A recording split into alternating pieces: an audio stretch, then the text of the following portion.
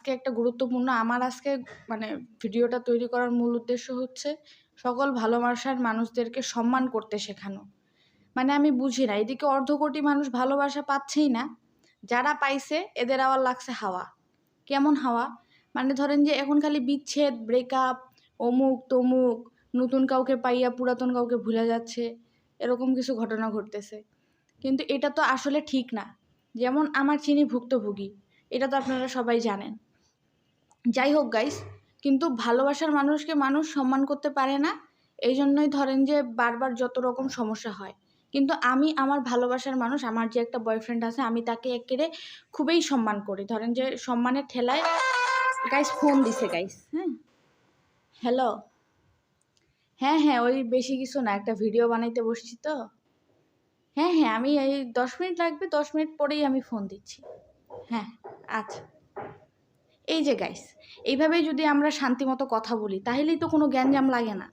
ধরেন যে একটা মানুষ, তো ধরেন আপনার কেয়ার করতেছে, একটা মানুষ আপনাকে বোঝার চেষ্টা করতেছে, ভালোবাসতেছে, আপনারও তাকে সম্মান করা উচিত। তুই মুখটা ভ্যাটকাইছিস কোন দুঃখে? সবাই কি তোর গার্লফ্রেন্ডের মতো সিটার বাটপার? যাই হোক গাইস, তা আমার মনে হয় বেটার অপশন পায় কাউকে ছেড়ে দেওয়া, ভুলে যাওয়ার থেকে সম্মানের সহিত, ছোটোখাটো ভুল ত্রুটি তো হবেই, ধরেন যে এগুলা তো সম্পর্কে ধরা যাবে না, কিন্তু যদি আমরা মানুষটাকে ভালোবেসে তার সকল দোষ ত্রুটি ক্ষমা করে দিই, সেই ক্ষেত্রে আমাদের কি হবে?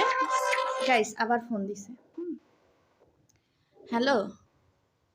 হ্যাঁ, ওই যে বললাম যে আমি, হ্যাঁ খাইছি খাইছি, ওই যে আর কি একটা ভিডিও বানাচ্ছিলাম তো, এই 2 মিনিট লাগবে আর।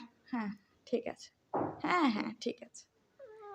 এই যে গাইস, এরকম ভালো ব্যবহার করলেই ধরেন যে আর কোনো গ্যাঞ্জাম লাগে না, তাহলে আর কোথায় সমস্যা আমাদের?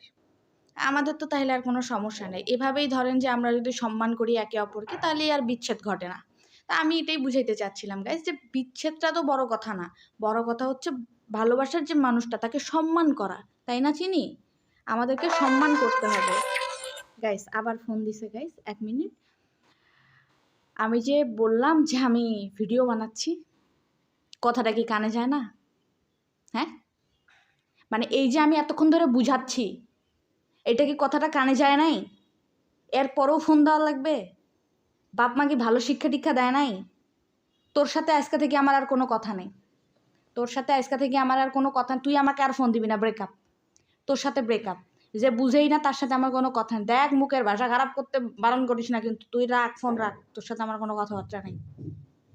বেয়াদব সাশা ফ্যামিলির লোকজন যত সব। হ্যাঁ গাইস, আল্লাহ হাফেজ।